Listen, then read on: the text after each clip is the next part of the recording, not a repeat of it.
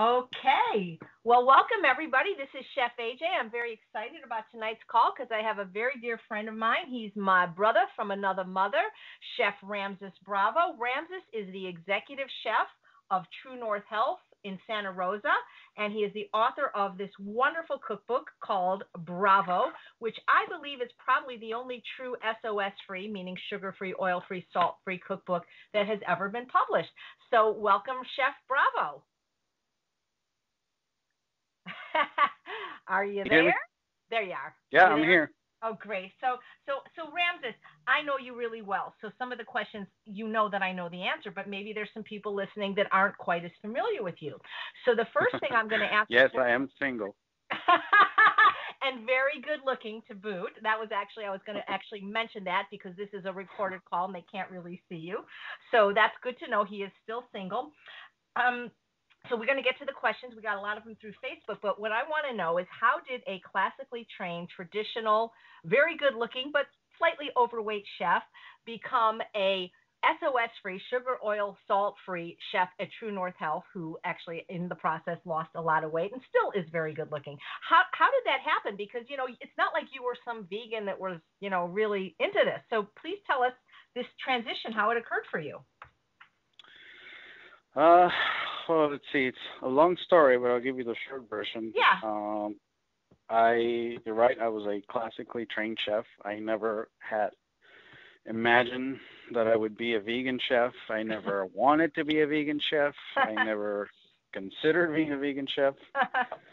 Um, but it's just the way that life works sometimes. I was in between jobs, and my mom owns a hair salon, so there's a lot of gossip that goes around. Wow. Um, so at the time, I had left the hotel where I was working, and I was uh, in the process of trying to set up my own catering company. What hotel did you work at? I was working at Kenwood Inn and Spa in That Kenwood, California. that's a really nice place.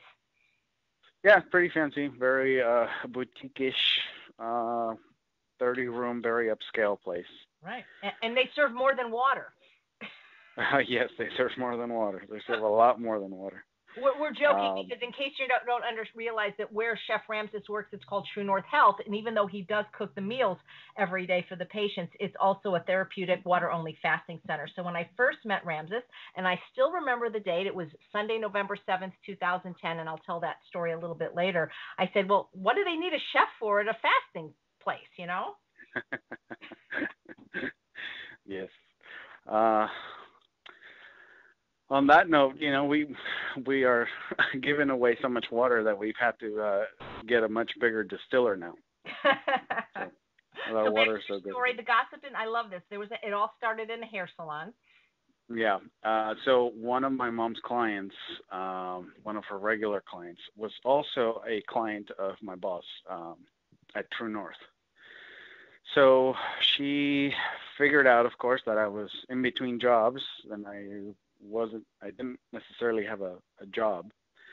So she got my phone number from my mom, and I get this phone call in the middle of doing a food safety certification program. I was like in the 10-minute break that they give you, and the phone rings, and this woman um, started talking to me about, hey, I know this guy who's looking for a chef, and they're gonna move the operation from up in the hillside somewhere to the middle of downtown.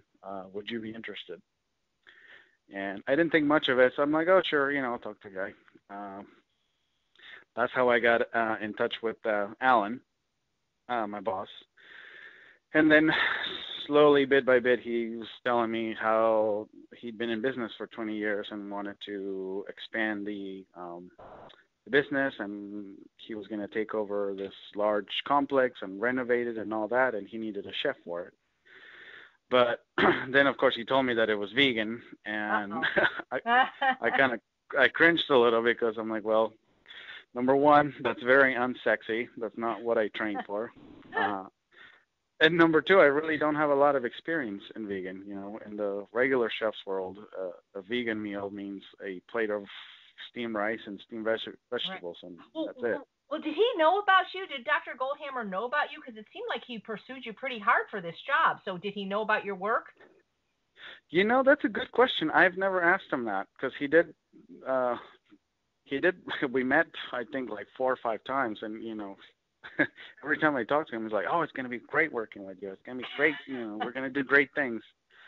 Um, and I never asked him. I gave him a resume, of course, and I no idea what credentials he he figured that I have. Mm. um, or maybe he thought, well, there's probably not a lot of guys who want to do vegan, so if this guy is somewhat interested, I better pursue him. Yeah, because there was no chef at True North before you, right? It was just they were making the food. Correct. They had a couple of essentially home cooks who, would create a salad of lettuce, tomato, cucumber 3 times a day, 7 days a week. Wow. And, that was the kind of that was the menu there. That sounds boring. Yeah. I heard stories of how, in the middle of the night, people would get in their car and disappear because they would get tired of the same thing over and over again. Oh, boy. So, as I'm talking to Alan, he tells me vegan, and then I thought, well, I don't know that much about it, and I'm in California. This is something that my high-end clients are going to want. So, it wouldn't be that bad of a deal to learn a little bit, And so, I told him I was interested. The next meeting I had with him, he tells me, oh, yes, of course we're vegan, but we also don't do any oil. Uh-oh. And then after the next time I talked to him, by this time he's like, oh, come to one of my lectures and you can sort of get a feel for what we do. Mm-hmm. Then he tells me, we don't do oil. Wow. Then the next time he tells me, why don't you meet me at the new facility and you can kind of see what we're going to do. And I went and we talked and he's like, oh, by the way, we don't do sugar either. Wow. So he sort of gave it to me bit by bit. He was clever enough not to tell me that, oh, yeah, it's vegan and we don't do any oil, we don't do any salt, we don't do any sugar all at once. Yeah, could you imagine if he told you all that at once? I mean, people would freak. You probably would have freaked out. I mean, people freak out when they hear what our diet is. So we're going to talk a little bit about that tonight, about not only why there's no sugar, oil, salt, but how we can make it taste good, because you've proven you can. I mean, you've written a whole book on it, and you're writing another. Yeah. Yeah, I am. And had he told me like the whole thing all at once, I would have said, thank you. You're probably crazy. I don't know who on earth can cook this way, but that's not me. See you later. Well, so I think it's, in a way, it worked in our favor, us meaning people that want to eat this way, that we had a classically trained chef that knew nothing about it, because then you were able to figure it out, Yeah, I mean, it took me a little bit. It took me about 2 weeks for that shock to sort of ease up. I remember I used to hide a little dish of salt in the kitchen, and so make the food, and then I would salt a little bit for myself and then taste it and be like, well, if I was cooking regularly, it would be pretty good. So right. Now, would you say of sugar, oil, and salt, that what was the easiest thing for you to not use when you were learning how to do complete SOS free of sugar, oil, salt? What was the easiest? Sugar. Sugar is always the easiest. Yeah. And so and I'm going to guess you're going to say oil was the second easiest. Yeah. Because this is one of the questions. We got so many questions about salt, Ramses, because a lot of people already do a whole food plant-based or a vegan diet without oil. They're either following somebody like Dr. Esselstyn or Dr. McDougall, even Dr. Furman. Many of these people recommend no oil. So having people do no oil, they're kind of almost used to it. But man, the salt is hard. Yes, the salt is the hardest. And so what do you do? How do you, okay, this is because I mean, there's like 7 people that ask a variation of, how do you make food taste good without salt? Well, for me, having the classical training helped a lot, because what we do is we do a lot of reductions. We'll take some broth and reduce it down to, and essentially what we do is we try to concentrate flavors. Concentrating flavors, okay. Yeah, that's really, if I could sum it up in one sentence, we concentrate flavors so that they sort of pop up just like they would if they had salt. Right. And you make your own So, broth. I've seen you do that out of scraps. correct. Yeah. Right. So the very first starting block is, instead of cooking with water, we always cook with vegetable broth. So we make So our own broth there in the kitchen, and then that becomes sort of the foundation for everything that we do. All of our soups and stews, rice, polenta, garbanzos, even our salad dressings, so they get broth. that's a great tip right now for everybody. That's one great tip. Always cook with broth instead of Correct. water. Instead of water. Yeah. Right. And I Yeah. sometimes And it's don't do not that. that hard to make. In the book that I wrote, I'm looking I've at it right dedicated now a couple of. on page 28. I'm looking at it right now, and you talk about how freezing it comes in handy, and you're absolutely Oh, right. there you go. Okay. Right. Yeah. And because I'm reading all the different things you put in the broth, are there certain things that you would just say don't even bother saving the scraps from and don't put in the broth? It's going to, because I find that kale stems are too bitter. The few things that we don't put in the broth Mm-hmm. is any eggplant peelings, Eggplant peelings. Okay. right? Artichoke trimmings, Artichoke trimmings. Good to know. yeah, and then the really dried up outer layers of onions and garlic. Okay. So you're So, essentially and that making would be. Go ahead. I was going to say you're essentially making free broth, which is a great thing to do with all these scraps. Correct, because we use all, like the cores from cauliflower or the bottom inch and a half parts of asparagus, Right. or the tops and bottoms from zucchini. We use herb stems, mushroom stems, all these sorts of things that you would normally throw away because you don't serve them, but yet they have all this vegetable flavor. So we save them. We turn them into broth by simmering them in water for half an hour, and that just becomes our foundation right there. That's great. So okay, so since we're talking about salt and how to make food taste good without it, number one trick is always use broth instead of water, preferably making your own out of scraps. What else can somebody do? Like, let's say they're just eating some rice and steamed vegetables. How do they make, I mean, people are used to putting soy sauce, for example, on rice. Well, soy sauce is a little tricky because by nature that's a very salty ingredient. So it's not so much that we don't try to substitute salt. Right. What we try to do is enhance flavors. So if somebody was eating a bowl of steamed rice and vegetables and they go, well, this is pretty plain. What can I do to it? What we would do at TrueNorth is we would add some herbs. Fresh, or seasonings.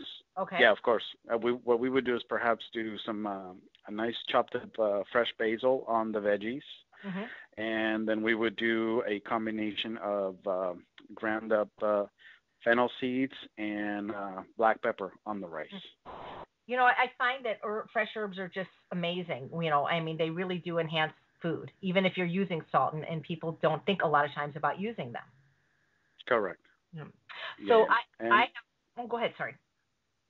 And we also, for anyone, myself included, who is of either Latin or, say, Indian descent, I always tell people, spicy sauce, any sort of chilies, dried or fresh, it's all perfectly okay. There's nothing wrong with spice. You eat as spicy as you like, and that usually helps a lot as well.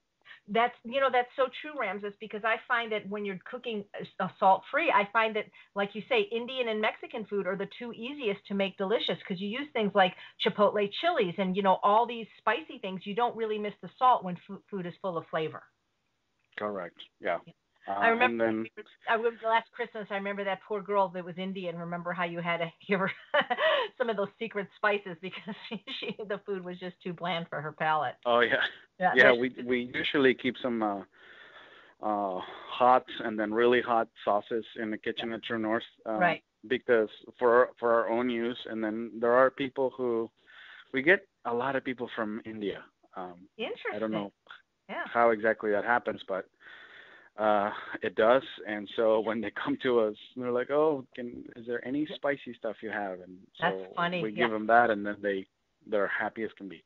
Right. And just so that people understand, it's not that the spices are bad, but people are coming off water fasts sometimes as long as 42 days. So it's not that Dr. Goldhammer doesn't allow these things, but somebody that's been fasting on water, their first meal can't be, a jalapeno pepper dish, right? I mean, isn't that the Correct. yeah, because we know you can make food. Because Ramses is one of the chefs at Healthy Taste of LA, by the way. And this whole month of October, we are interviewing every single speaker for Healthy Taste of LA 5, which is going to take place on Sunday, November 2nd at Torrance Memorial Hospital. We still have some tickets left for both the conference and the dinner. Our keynote speaker is Dr. John McDougall. We're also having Dr. Pam Popper of the Wellness Forum in Columbus. Her chef, the executive chef of the Wellness Forum and the author of the best-selling Forks Over Knives cookbook, Del Sroof, and Howard Lyman, who will be our guest next week. So if you are single, if you're pretty, and you want to meet Ramses, please come to Healthy Taste of LA. I hear he's taking the dessert course this year, so he'll be at the dinner. And this year, because Ramses and Eric Lechasseur, the chef who owns Seed Kitchen in Venice, are the only two speakers that have been at every single Healthy Taste. And since we didn't have a slot for both of them this year and we didn't know who to choose, instead of them doing a culinary demo this year, they're actually going to be competing against each other in an Iron Chef. Now, we know that Ramses we tried to get Chef Eric on the call, but he doesn't get off work in time to be on the call tonight because we know that Ramses has Iron Chef experience because Ramses and I competed against each other last year in an Iron Chef, and it was a tie, thank goodness. And Ramses and I were on a team in San Francisco this year for the Iron Chef, and my sister Barbara was there to cheer us on. And so we know Ramses has Iron Chef experience. Do you think you're going to take down Chef Eric? I would really like to, yeah, because I coming from the regular chef's world, I've done many competitions, and I've done well in them. And for some reason, with the vegan competitions, I haven't done as well as I would like to. Okay. So there's a little bit of a chip on my shoulder about that. Well, I'll tell you what, whatever happens, you're still going to have another chance because this year from December 21st to January 2nd, TrueNorth holds its annual holiday cooking extravaganza, and I get to go as a guest chef, and Ramses and I are also going to compete. I don't know if you know, but it is on the schedule, so we're going to have another showdown. But just realize that Chef Eric Lechasseur is also from the traditional world. I believe he went to Johnson and Wales, so he was a chef before he was a vegan as well. Oh yeah, I know. I mean, it's good to know, that I know I'm competing against someone who's very qualified, someone who could very easily, I'm sure whatever happens, it's going to be delicious. We're going to do 2 rounds, an appetizer and a dessert round. And our judges are going to be Chef Del Sroof, Mary McDougall, and maybe Pam Popper if she'll do it. So it should be pretty interesting. So Barbara, yeah, I'm looking forward to it. I think it'll be fun. It'll be something different, and I really think it'll be a lot of fun. So Barbara had a question about onions. It may sound simple, but how do you cook an onion when you're not using oil? I mean, how do you saute an onion? And does it always, can you caramelize an onion? Like, how do you cook an onion when you're not using oil? Because everybody is used to cooking everything with oil. Well, I think the question is, how do you cook anything without oil? Because, right. You would saute onions, you saute garlic, you saute peppers, you saute carrots, or whatever the case may be. Mm-hmm. So what we do at TrueNorth is we do it 2 different ways. We either do a dry saute, which means the onions or garlic or whatever veggies go into the pot dry without anything. Is the pot already heated at that point? Do you put it in a cold Yes, pot? we sort of preheat the pot for a couple of minutes at medium heat, so that when we add our onions or whatever else may be, there is sort of an instant sear on the veggies, and you can actually caramelize just about anything other than maybe celery, because celery has such a high water content. But you could pretty much caramelize anything doing it that way. Just throw your veggies in a preheated pot and just keep stirring them around, and then they brown up very nicely. Are you cooking with stainless steel? What kind of pots are you using at TrueNorth? Yes, stainless steel. The grade is 1810. I don't know exactly what those numbers mean.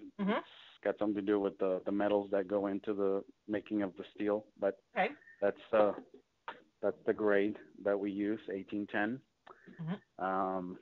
And that's how we do it every time, pretty Well, much. I've seen your presentation a few times about how oil really masks the flavor instead of enhancing it. Why do you think it's pushed so much in the culinary world at restaurants? And I mean, my culinary school too, oil, sugar, and salt. And, Dr. Goldhammer, your boss, once said that we think of somebody as a great chef because they know how to find unique ways to concentrate sugar, oil, and salt. Well, see, to me, you're a great chef because you can make food taste good without it. Anybody can make things taste good. Anybody can deep fry a Twinkie and make it taste good. There's no, so why do you think, I mean, that oil is like this be all and end all? When I go in to do trainings at restaurants to try to get the oil out, at first the chefs are like, because they were trained, like, they look at me like I'm crazy. But then when I teach them how to do it and that their customers don't notice that the salad dressings don't have oil in the soups and that they're actually now saving a lot of money, they're thankful. But at first they're almost hostile. Why do you think it's pushed so much in culinary school, like that everything has to have oil? Well, I think it gets pushed so much because it's the way that it's always been done. Yeah. So 99.999 of people know that that's the way you do it. And so when you're trying to teach somebody, well, they all believe that that is the one and only way to do it. So because there's not a lot of people who know how to not do it that way. Right. Then it becomes sort of like an absolute, it's like, this is the way it's done, and that's it. There's no other way to do it. Yeah. So then everybody does it that way. And then, like you say, when you do your training, you show somebody how to do it a different way, and they go, whoa, wait a minute, Yeah, that's not what I'm told. Yeah.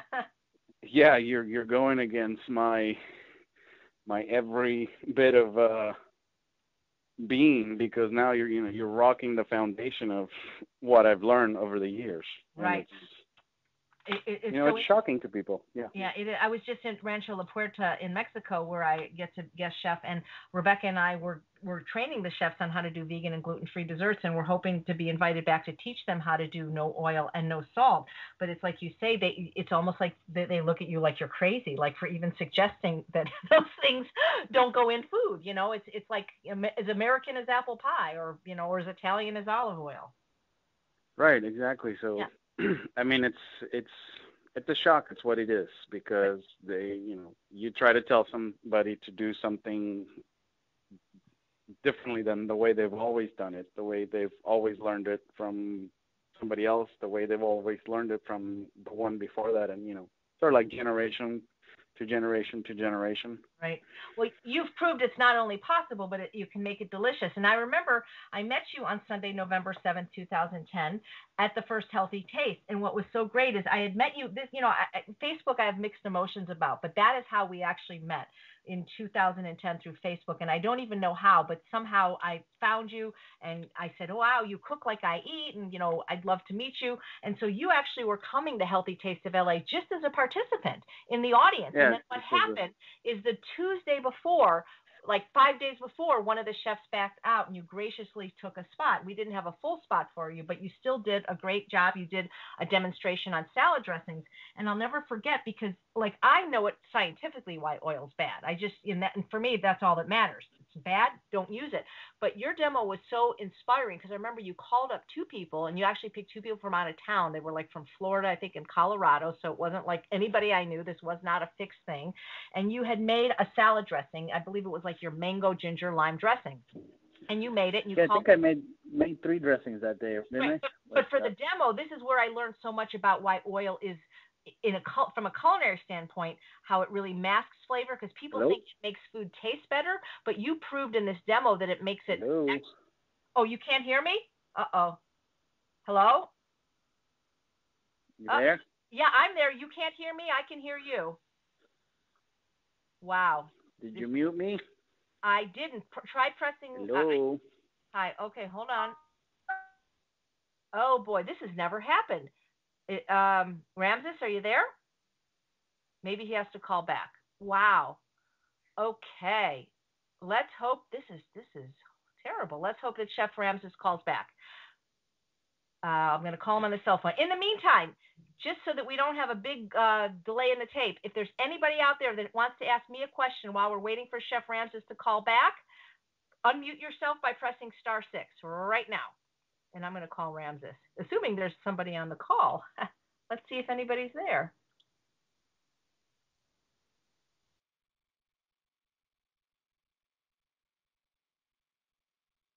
Can you try calling back? Okay, bye. Anybody out there? I know there's people on the call. How about my sister? Come on, somebody's got a question. All right, so what should I talk about? Maybe my husband can edit this. Maybe I can tell you guys a joke. All right, I'll tell you a joke until Ramses gets back, because this actually has to do with sugar, fat, and salt. See, thank goodness I trained at the Groundlings, and I know a little bit about improvisation while we're getting Ramses back on the line. So I was doing a demonstration at a workplace. I do these things called lunch and learns that are for corporations to get their employees to eat healthier, because then the employers cost. Hey, can you hear me? Okay, there. Yeah, I can hear you perfectly. I was about to tell a joke. You saved me. All right. Thank you for coming back on. Maybe I can tell the joke at a later time. So anyway, you did this demo and you did make 3 salad dressings for people to taste. But what you did in this particular one is you made, I believe it was your mango ginger lime dressing. You called up these 2 people from the audience and you asked them to taste it, and if they liked it, they. Oh yeah. Yeah, I remember now. Yeah, and you asked them what did they taste, and they said, oh, I taste mango, I taste lime, I taste ginger. And then you said, okay, but if you go to culinary school or look at any recipe, a real salad dressing is always made out of 1 part flavor and 3 parts like the fat, like meaning like it could be 1 part vinegar, 3 parts oil. So you said, okay, so now I'm going to make it like they do it in the real world. And you took 1 cup of this delicious dressing, and then you added 3 cups of oil, and then you asked them to taste it again, and they wanted to spit it out because they couldn't even taste the flavors anymore. And then you said, well, now in order for you to taste it, I'm going to have to add a ton of salt. And just having that visual, and then I went up and actually tasted both of them, and having that visual of you doing that and then actually tasting it, people just don't understand how disgusting oil is. They like it because it's a high-calorie food that increases the amount of dopamine in the brain, because the more calorically concentrated, the more dopamine is released. But if oil tasted so great, Ramses, people would just eat oil, and they don't. You know? Well, there's a thing in culinary school or restaurants or, just generally in the kitchen that there's a belief that says, fat is flavor. Right. And again, it's just the way that everybody believes it to be true. So it must be, if everybody says it, then it must be true. So. Yeah, well, they said the world was flat, and it turned out they were wrong. Okay, so exactly, but in that same form, when somebody proposed, hey, the world isn't flat, there was like this whole riot started. People got sent to jail because they thought that they were proposing something that was crazy because they had never been thought of that way. Well, you were sent to culinary jail because you were working at TrueNorth now. Yeah. No, I'm just kidding. I'm just kidding. We love it there. It's my favorite place on earth. Okay, so Sharon has a question. Oh, go ahead. Sure. Sorry. And it's funny, like you were talking about how we met. I don't know if you remember. I don't think I've ever told you this. So, like you sent me a Facebook request. Right. And then I looked it up and like, oh, this girl. Yeah, she's a chef. I'm a chef. I have no idea who she is, but she looks normal. I'll accept the request. Can be deceiving. Yeah. So go ahead. Okay, so Sharon wants to know, do you have, or what's your favorite cheesy type sauce recipe? Cheesy type. I recently started doing variations on cream sauce. Yum. And we started out with, we try to achieve as closely as possible a Alfredo sauce, which is essentially garlic, Parmesan, and cream, cooked together down to a very thick sort of sauce.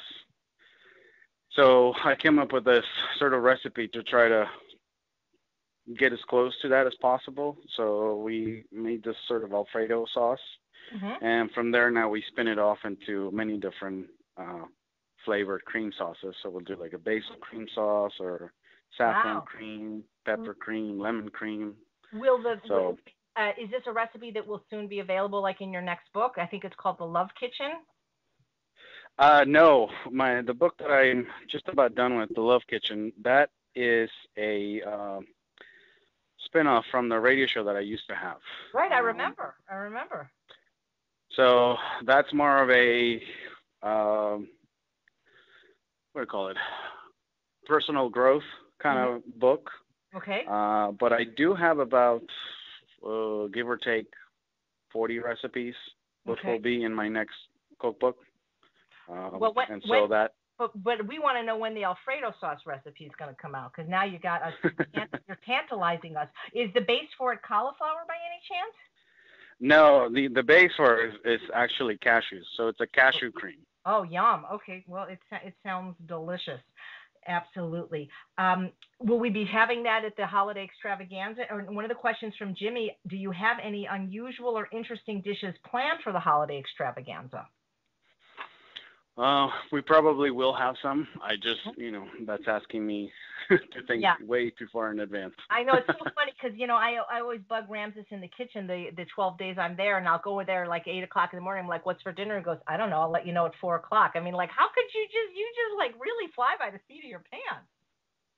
Yeah, I do. There's, when I do the meals or sometimes the cooking demos, I don't know what I'm making until like an hour before, and you stay very calm, I can tell you that. So Jimmy also wanted to know, what are your personal favorite dishes from your cookbook, Bravo? Which, by the way, you can get on the TrueNorth website, which is healthpromoting.com, and on Amazon, and in person at Healthy Taste of LA if you want Ramses to sign it. Let's see, my own personal favorites. I really like the peach and blueberry crisp. That sounds delicious. That's one of the pictures that you see in the book.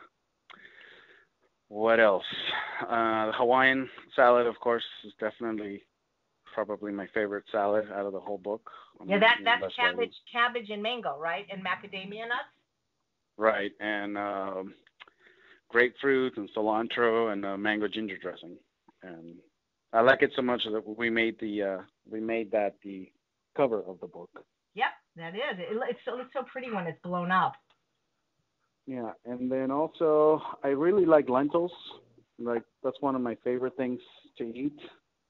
Like, I think you asked me one time, like, if you could only eat three things for the rest of your life. No, I think what I asked you is, if you were on a desert island and could only have 3 foods, what would they be?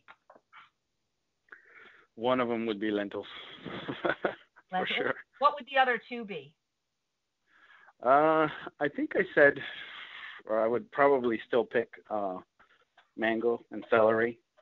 So I would have my salt and sugar, and then I would have, nice, hearty. What would you have? I think protein. I would pick those purple Japanese sweet potatoes. And I would pick maybe broccoli and either brown rice and bananas. That's going to be a tough one. But it's just the food I eat is the food I would pick on the island,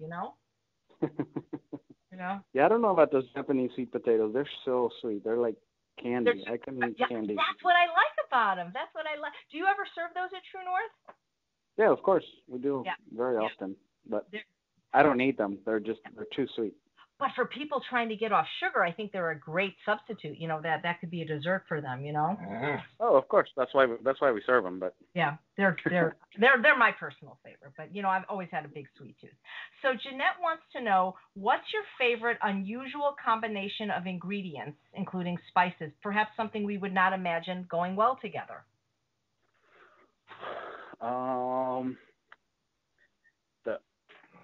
The most unusual one I can think of is bananas and polenta. Oh, you make a breakfast with that, huh?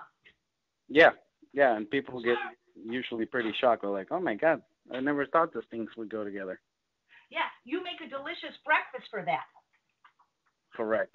It's sort of like a soft serve polenta with we cook it in apple juice and blend it with bananas, and then we add some flaxseed to that and more chopped bananas to that, and it comes out really tasty.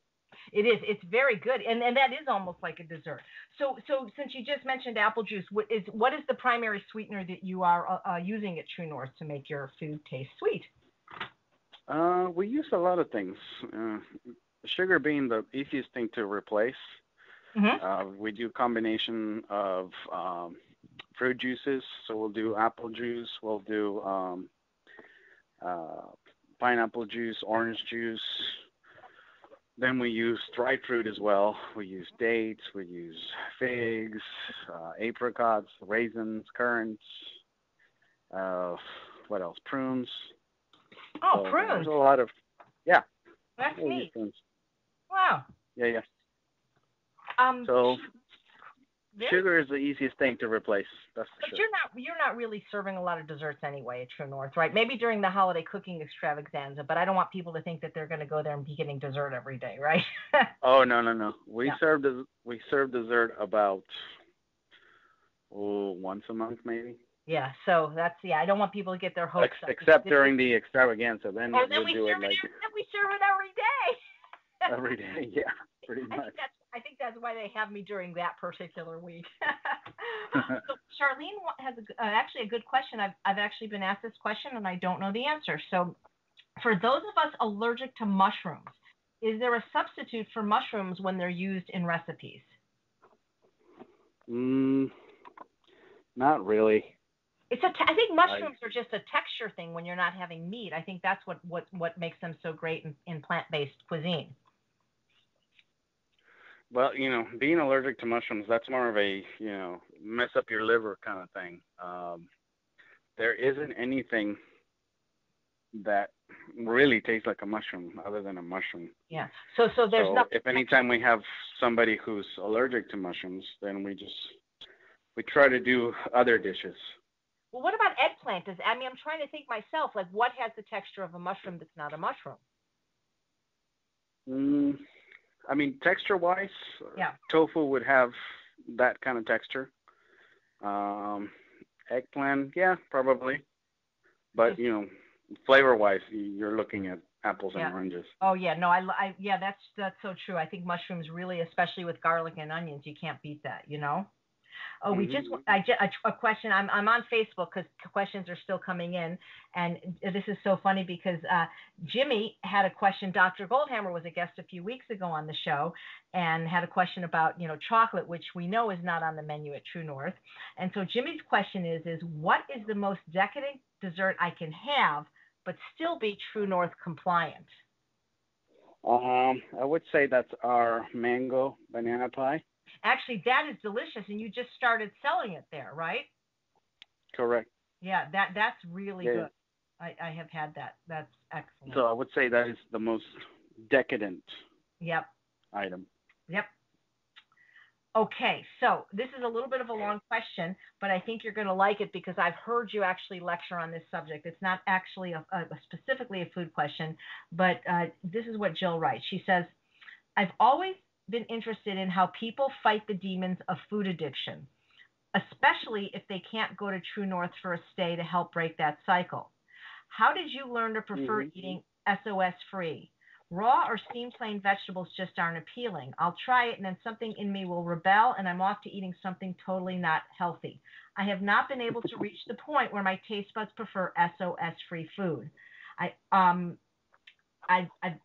haven't given up salt and lately have had a hard time with olive oil. Like so many others, when I get a big stressed or anxious, I fall off the wagon. So I'm sure you get a lot of people coming to True North with similar concerns.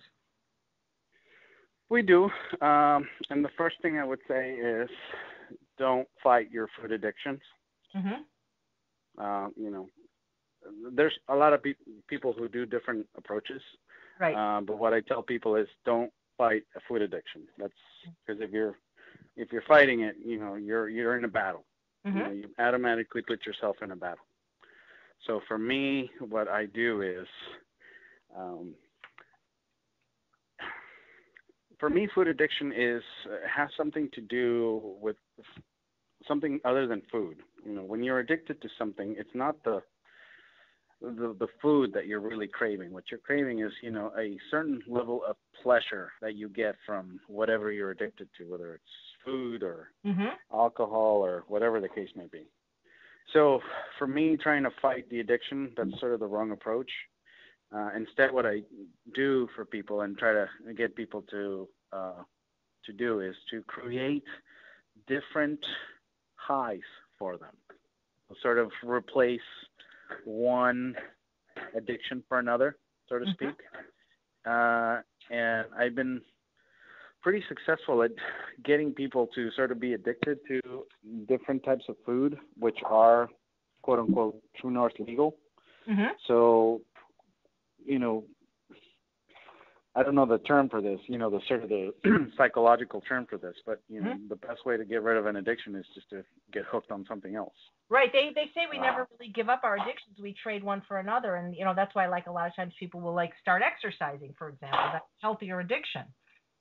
Right. So that's what I try to get people to do, is just to forget about fighting and just create a different addiction, get hooked on something else. And I've been pretty successful at it with some people, and they, it's not, I don't get rid of their addictions. What I do is I give them options. Right. So essentially, when they're trying to get a fix from a fast food place, let's say, if they have options to where to say, yeah, I could go to a fast food place and, go through the drive-through, or, I could have this very decadent pie, which is also delicious, and it gives me all sorts of pleasure. Some people might still go for the fast food, but when you have options, you're sort of give yourself a fighting chance, so to speak. Right. And in general, when people are moving towards a healthier diet or a plant-based diet, instead of thinking about like what you have to give up, like cheese or oil, think about all the things you can have. There's like exactly 20 types of beans out there, for example. Right. So if you're thinking, I'm losing something, then your mind is automatically like in resistance mode. Whereas if you go, oh look, you get to eat all these things. So it's, you're adding on to your choices. You're not taking things away. Exactly. It's how you it helps people. Yep. Yeah. Now, I don't know if you intended to do this, but when you were the hotel chef, you were heavier than now, correct? Yes, I was. Like how? Like 40 pounds, 30 pounds? I mean, the pictures. 30 pounds. But now when you came to TrueNorth, did you fast and lose the weight, or was it just a result of eating the food that you were now making? I was just eating the food. I didn't fast. I did fast years later, but I lost the weight by just simply eating the food and just working there. Yeah, isn't that interesting? I mean, like, because you didn't even go there to lose weight. It just happened as a result of this is what happens when you eat that food, is basically what you're saying. Yep. Yeah, you don't really have to try. We have another cooking question.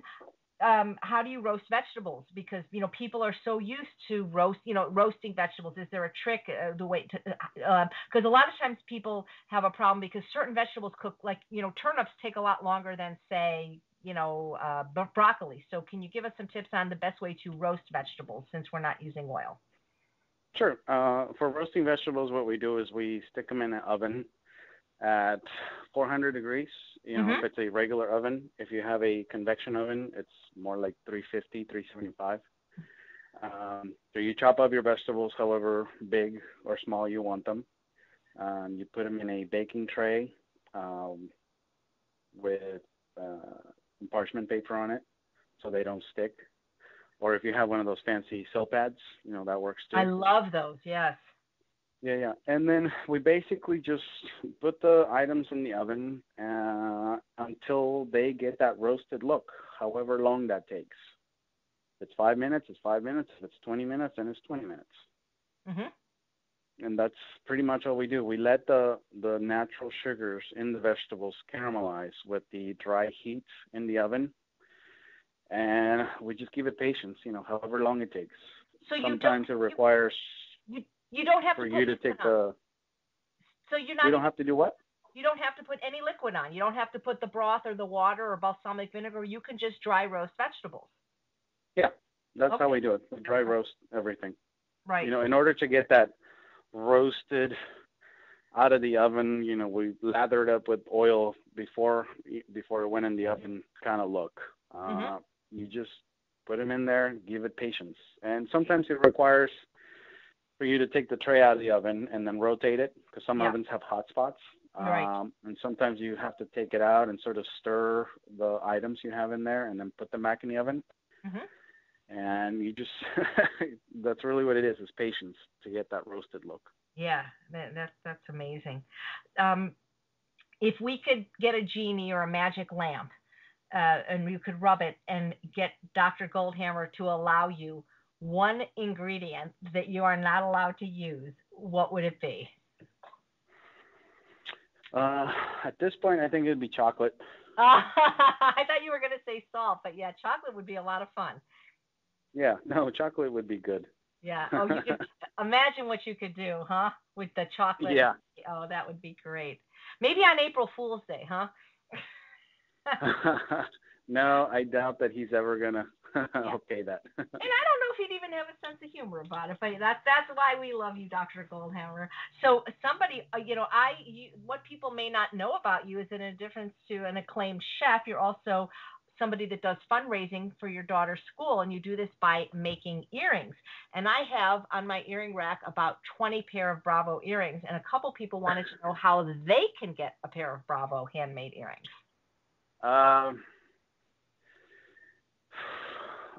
You know, we make that as a hobby, and it's right.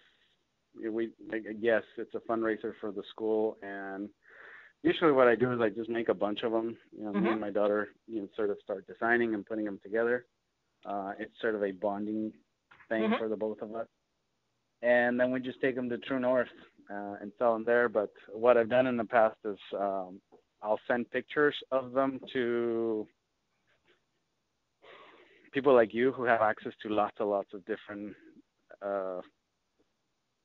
people, a lot of followers or subscribers or whatever the case may be. And it sort of turns into a trickle effect. Right. Well, maybe you could bring some earrings with you to Healthy Taste of LA. Yeah, I might. I have a rack full of them right now that I haven't really done anything with them. Well, we would love to, and that. So this is your answer. Come to Healthy Taste of LA and buy a pair of earrings, and it'd be fun. Except our schedule's full. If we could actually remember that old show, The Dating Game, Kinda. Well, it was like there would be, like, let's say if it was a guy, there'd be 3 girls that the guy couldn't see, and then he would ask questions. Oh, yeah. That would be kind of fun if we could do that at Healthy Taste. I could find 3 girls, and you can't see them, and you've got to interview them, and then, we could get you. I think that'd be kind of fun. I mean, it had nothing to do with health or nutrition, but, it still it might be kind of fun to do.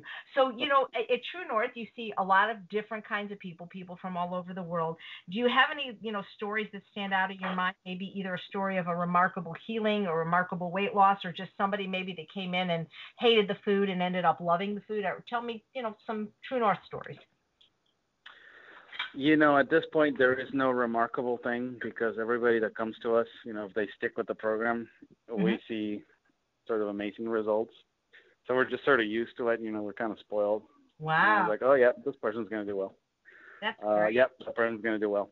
That's absolutely fantastic. But remarkable stories, I guess, would be those, to me, are the people who end up doing really long water fasts. Wow. We've had a couple of people who do 40 days. And that's pretty impressive in my mind. I know. I can't even. I mean, we have a Jewish holiday Saturday called Yom Kippur, and I can't even fast for 24 hours. So 40 days to me it's just remarkable that they're able to do that.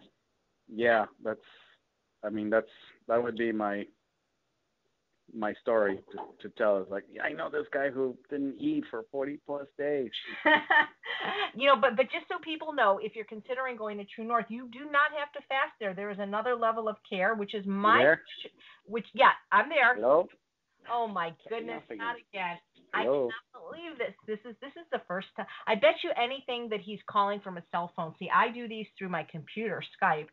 So we'll hope that Ramses will call back. And we do apologize for the technical difficulties that we've experienced. If anybody's on the call right now and wants to ask me a question while we get Ramses back, please unmute yourself by pressing *6. Don't be shy. I know you're out there. You feel like a DJ, you know? I know you're out there. Hello, AJ. Can you hear Hi, me? I can hear. Hi, my name is Jennifer Parsley. That really is my last name. Hi, how are and, you? Who is it? Good. And I just had a question for you. One of your calls, you talked about having a little slip up, like some wonderful figs and cheese that Miyoko Shinner had made. Exactly. You had a little slip. So then how do you get back on track? Exactly. Well, just so in case somebody doesn't know, it wasn't real cheese. It was vegan cheese from her cookbook, Artisan Vegan Cheese. So it's a great question because it wasn't a little slip. It was 12 figs, not just one. So okay. I'm back on, by the way. Okay, Ramses, I got somebody that asked me a question just because we didn't know what to do at the break. And you can answer this too, Ramses. She was talking about at Healthy Taste of Sacramento, where you were also one of the chefs, and I was talking about how I had a little bit of a slip because I tasted, when I eat high-fat foods, I just kind of go a little bit crazy. So Miyoko made those figs that were stuffed with her cheese, and then she drizzled some like agave on it, and I tasted one, and then I ended up eating 12. So the question was, those were good. I remember. They were delicious. So the question is, how do you get back on track? And so first, let me say that when you're trying to change your diet or conquer an addiction, relapse is the rule. It's going to happen. And, they always say in AA that, when you're getting sober, your addiction is in the corner doing push-ups, which means it's going to come back with a vengeance.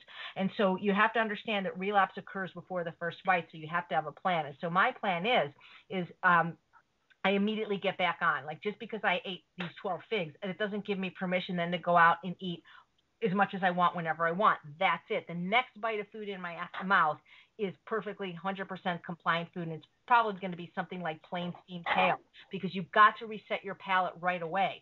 Dr. Lyle will often recommend it that maybe somebody just eats something like watermelon for the day, or John Pierre, who's been on the calls, will say just have a fruit and vegetable day, mostly vegetables. So that's the thing. Do your best, bless the rest, forgive yourself, go forward, and don't let this one slip up define you. You did it, hopefully you enjoyed it, or maybe even better, you didn't enjoy it, you got sick so that you won't do it again. But seriously, when that happens to me, the next bite of food in my mouth is going to be something like kale. And that's how I do that. Other people will use, it's a great question, because Halloween is right around the corner. And I've had students in my program that have done remarkable. They've lost up to 100 pounds, they reverse their disease, and then come Halloween, a little fun-sized Snickers sets them down a path where sometimes they don't even get back on track, but that the next time they think about eating healthy is January 2nd. So when you have a slip, just acknowledge it, learn from it. I think his name is BJ Fogg, the social scientist, says turn a bad day into good data. Usually, I don't know for you, I know for me, when I have a slip, it's because I didn't have enough of the kind of food that I need to eat that day. That's usually what happens. It'll be like when I'm out of town. So Ramses, how would you answer that question? It was like, what do you do when you relapse? What do you do to get back on track? Or what do you do in general? Well, I think that the number one thing is not to beat yourself up. Right. I always give people the analogy, like, if you show up late to work one day, you don't decide to, I'm going to show up late to work every day now, because I did it once. Or, if you smack your kid once, like, well, I'm just going to smack him every day. So, if, as far as food goes, if you have a slip up, I say enjoy it. Enjoy the heck out of it. And when you're done, just know that, again, just because you decided to indulge once, it's not a reason to jump off the bandwagon. I guess for me, there is no bandwagon. You're sort of on a course and realize that you're not perfect. So going with this, all or nothing approach where I'm like, I'm going to be good every single day for every single meal for the rest of my life, that's the wrong approach. You're going to slip up. And if you do, enjoy it, and then after that, okay, all right, I had my, my fig and cheese. If you were there at Sacramento, like, okay, it was good. I gotta admit, it was good. It was delicious. Okay, what's the next meal? Like AJ says, okay, go back to one of your favorite non-guilty meals. That's what I would say. Go back to one of your favorites. That'd be the fastest way to get you back on track. Yeah. And I love the quote by Tony Robbins. He says, it's not what we do once in a while that defines us. It's what we do every day. It's what you do consistently. So even, I'm sure there's probably, you could argue maybe Dr. Esselstyn has a patient that's so sick that one slip up could mean life or death. But for most people, it's not that one slip up. It's not that one meal that you weren't compliant. It's what you do every day. Right. And one slip up is not going to give you a, whole, at least for most people, for the majority of people, one slip up is not going to be the one that gives you the heart attack. Right, it's exactly. Cumulative, effects of over and over and over again. So if for 99% of the time you're eating healthy, then, give yourself a hand, say, right, I'm not perfect, but I'm pretty darn near, and that's amazing. Right. I think the only one that's perfect is probably your boss, Dr. Ellen Goldie. Yeah, but it takes a certain mentality, certain mind frame to be perfect. Mm-hmm. And my boss is his personality is just so different. We'll call it that. He reminds me of Sheldon from The Big Bang Theory, Yes. If you watch that show, my boss is a Sheldon. Exactly. And then the other thing is, and to play on this question, what do you do when you relapse? If it really becomes so bad that you can't get back on track, that's what TrueNorth is for. That's why it exists, because then when people really can't get control at home, they can go there and they can do a water fast, and that will reset the brain chemistry, reset the palate, and get them back on track. Well, that too, or if you don't have a TrueNorth close to you, one of the most important things to sort of get yourself ready with, if you want to change your diet, is sort of have a support system that's going to be ready for when you do relapse. And if your relapse happens to last for 2-3 days, then you go, okay, I have to go back to basics. I have to go back to how I started. Mm-hmm. If on day one, when I decided to change my life, I did this and this, after my 3-day relapse, I'm going to go back to that. Yeah. And if you have a support system around you, somebody, good friend or family member, whatever the case may be, then, reach out to them and say, hey, just can you babysit me for a day? Just so that I can get started. And after a day, I'm good. Yep. Good advice. So does your family or does your daughter eat this way? What does she like that you make? My daughter does. My family, they like a lot of the stuff I make, but none of them are vegan. But I sort of gave up on that fight. Everybody's got to make their own choices. And for me, I know that I make an impact on their life because a lot of the meals that they eat are what I make. So even though they're not vegan, now they've taken out of, let's say, 21 meals in a week, 7 days times 3 times, they'll eat now 10 meals, whereas before they were eating none. We're talking fantastic. Vegan meals. So, and that's a great accomplishment for them, and that's amazing. And if that's as far as they can go, then great. That is fantastic. 10 vegan meals to take away from, 10 bad meals. Right. And if that's what you can do, then that's what you can do. Yep. Progress, not perfection. We're almost out of time. Exactly. I'm going to ask you one more question. I'd like you to answer it quickly, only because this is what it's going to be like for Iron Chef. These are not, by the way, the ingredients that I'm going to give you, but I told both Chef Eric and Chef Ramses that instead of trying to give them obscure ingredients that no one really uses, what I'm going to do is pick things that are really in people's cupboards at home. So let's pretend this is in your basket. Red bell pepper, quinoa, black beans, What do you do? Go. The right away, the thing that comes to mind is stuff the red bell peppers with the quinoa. And what else did you say? Black beans. Oh yeah, just make a mixture out of black beans and quinoa and stuff it. Very good. I love it. I wasn't even thinking about that. I was thinking my head was like, oh, make a sauce. See, great. That's perfect because people need to know what to do with the food that they have in the house. Well, you have been an absolute delight, my brother from another mother. I look forward to seeing you at Healthy Taste of LA and the Face Off with Chef Eric Lachausseur. If you don't have your ticket yet, please go to www.healthytasteonline and buy your ticket. We are close to being sold out. Don't forget, Ramses is single. He is very good looking and he's a chef. What more ladies could you possibly want? If you aren't signed up for my website, please go to www.eatonprocess.com because then you can find out who our guests are in advance and even ask questions. Thank you so much, Ramses, for being on the call. Thank you so much, everyone, for listening. And please join us next week when our guest is none other than the Mad Cowboy, Howard Lyman. This is Chef AJ, and remember, healthy can taste delicious. Bye, everybody.